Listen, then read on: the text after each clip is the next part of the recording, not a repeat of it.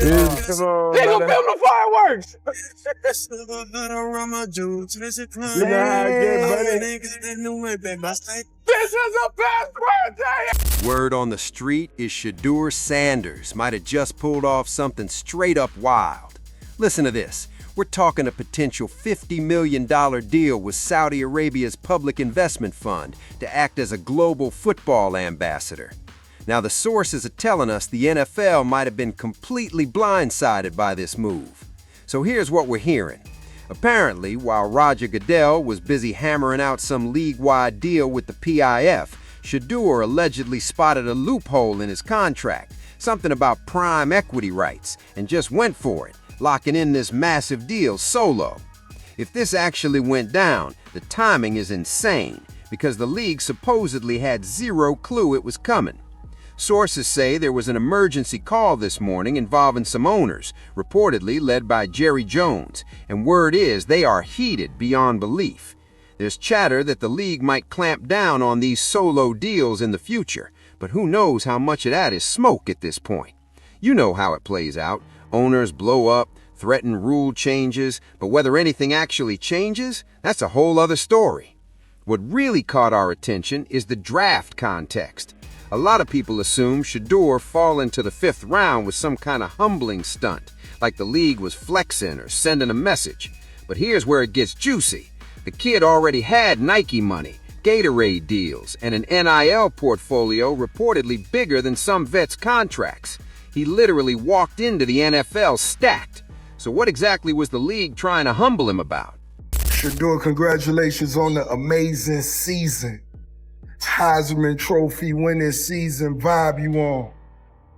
And most definitely, I can't wait to rock these. The sources are saying that once you actually break down the numbers, it's pretty obvious who's calling the shots here. We're talking about a young player stepping into the pros, already stacked with big-name endorsements that most guys grind for years. That Nike deal alone, that's straight-up generational money. The Gatorade partnership, that's the kind of cash that makes you never have to grovel to a GM for a contract extension. Sources say that when he sat down on his birthday and addressed the whole $40 million draft drop narrative, he basically laughed it off. And honestly, peep the cars he's rolling in. We're hearing F8, Ferrari, Rolls-Royce, Maybach, even a Cybertruck. Missing out on a higher draft pick clearly didn't cramp his style. Sources tell us he's pulling up to team facilities and rides most veterans couldn't even dream of affording.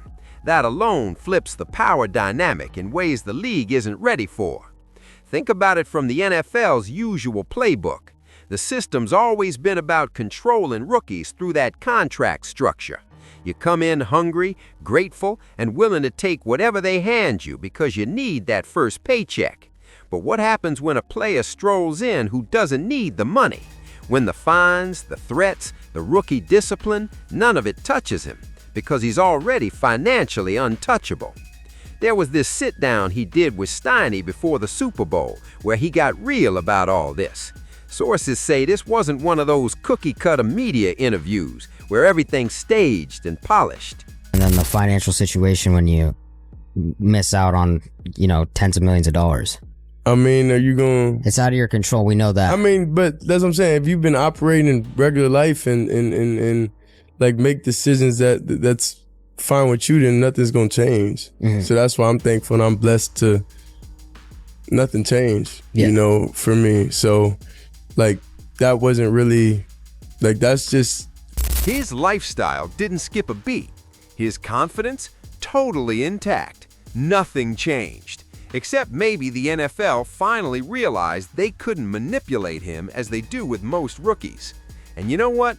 That interview spilled something the league probably didn't want anyone to hear.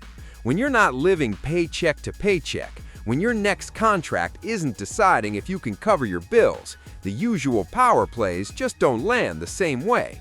Sources tell us he made it clear he's grateful for the brand he built, but he wasn't letting the NFL's humbling attempt rewrite his story. Now, let's jump to Cleveland, because this is where things start to get messy. Sources say the local media is still trying to hype this Deshaun Watson quarterback competition storyline, which honestly seems a little ridiculous when you step back and think about it. Gave a percentage on what the chances are that Deshaun Watson starts week 1, folks. She says 40% chance. 40% chance. Watson is pulling in $40 million a year. And from what we're seeing, he's just cashing that guaranteed check while rolling up to events and outfits that look straight out of a blockbuster. The guy seems completely disconnected from whether the team wins or loses. Meanwhile, Shedeur is the one putting in the real work, grinding every single day, earning respect in a city that seems determined to doubt him.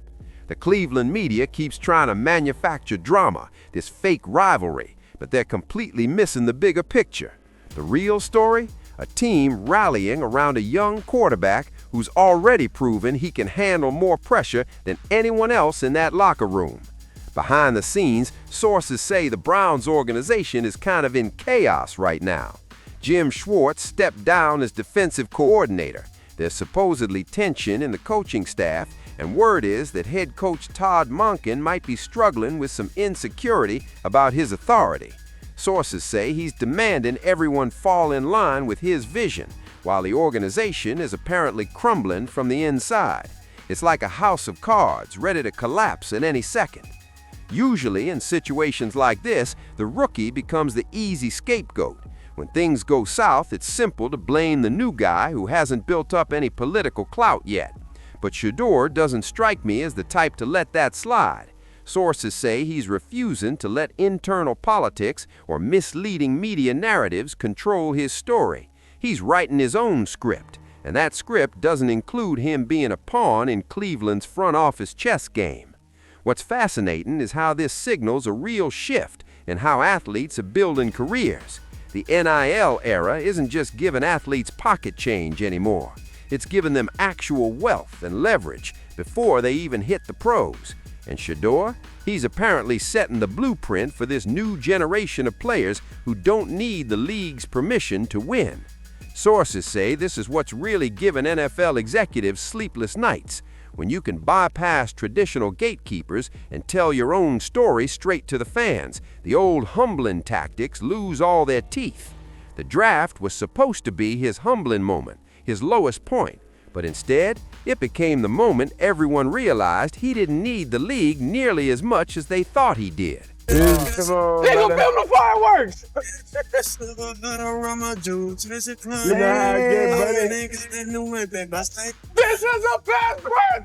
ever! This is the best birthday ever! We got fireworks in the backyard! Yeah, they got that new Maybach. I stay grinding. They came with me. Yeah, they lying. I ain't even hit my peak. I ain't trying. 100K. 1, 2, 3. Happy birthday to you. Happy birthday to you. That birthday party he threw in Canton, Texas, totally on his terms. Private, exclusive, over the top, and completely under his control. No ESPN, no traditional media, no one needed to validate it. He's got his own platform, his own YouTube channel, and a direct line to his audience. Sources say he doesn't need Fox Sports or ESPN to tell him he's a star. All he has to do is hit upload and boom, millions see it on his own terms. This kind of power shift, it's a straight-up threat to the NFL's old-school business model. For decades, the league controlled the narrative, deciding who got praise, who got coverage, who got criticized. But when players build their own media empires and speak directly to fans, the league loses that grip. And sources say the NFL is in full denial about how much control they've already lost. So here's the real question. Are they ready for a world where players wield this much power independently? Because if what we're hearing about this Saudi deal is true, it could be a massive turning point. Think about it. A rookie, before ever stepping on an NFL field, locking in a $50 million international deal the league supposedly had no clue about. That's not just a player making money. That's a player proving the NFL isn't the only game in town anymore. The league tried to humble him by letting him slide in the draft. Sources say they thought they could remind him that he needs them more than they need him. But the only message that actually got sent, Shedeur doesn't need them nearly as much as they might need him. He's already built a brand, stacked generational wealth, and established himself as a star without the NFL's blessing. And here's what's really driving owners crazy. Other young players are watching. They see Shedeur navigating the system, keeping leverage, protecting his brand, and building wealth on his terms. That's a playbook others will follow. And once that happens, the NFL's traditional power structure is in serious trouble. Sources say that the emergency owners call this morning wasn't just about Shedeur, it was about the future. What happens when the next generation of superstars shows up already financially independent, media savvy, and unwilling to submit to the old rookie treatment? The old system thrived on desperation. Rookies desperate for a first contract, playing time, and coach approval. But what happens when desperation is removed from the equation? Now, full disclosure, we can't independently verify every detail of this Saudi deal. Sources say it's real, the pieces fit, but until official confirmation, we're going by what we've been told. Even if some specifics shift, the bigger picture is undeniable. Something fundamental has changed between the NFL and its players, and Shedeur Sanders, he's at the epicenter. Did the league really try to humble him to keep owner power intact? Are the Browns making a massive mistake obsessing over Watson when this kind of talent is ready to lead? And is the era of the grateful rookie officially over? These are the questions defining this moment in NFL history. Sources say what we're seeing isn't just one player, one deal. It's a complete transformation in how athletes manage their careers. It's about leverage, independence, and refusing to bend to the traditional power structure simply because that's how it's always been. Heading into this season, sources say the real story won't be in Cleveland headlines or draft debates. The real story, watching if the NFL can adapt or if they keep fighting a battle they've already lost. Shedeur Sanders has already won the biggest victory. He's secured his freedom. He's proven the NFL needs him more than he needs them. And that, my friends, is a game changer. Drop your thoughts in the comments, because this is exactly the kind of story mainstream media won't touch. They've got relationships to protect, access to maintain, but we can talk about what's actually happening. If you want the inside scoop on these behind-the-scenes moves, hit subscribe and turn on notifications.